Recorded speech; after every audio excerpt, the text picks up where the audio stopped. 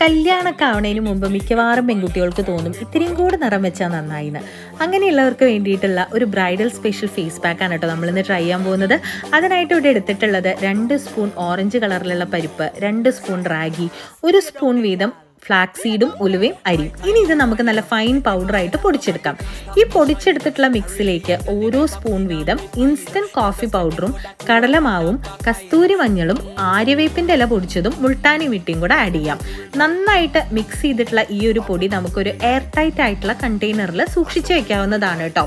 ഇനി നമ്മുടെ ആവശ്യാനുസരണം ഒരു ചെറിയ ബൗളിലേക്ക് ഈ ഒരു പൊടി എടുത്തിട്ട് റോസ് വാട്ടറിലോ തൈരിലോ എങ്ങനെ വേണമെങ്കിലും നമുക്ക് മിക്സ് ചെയ്തിട്ട് ശരീരത്തിൽ അപ്ലൈ ചെയ്ത് കൊടുക്കാവുന്നതാണ്.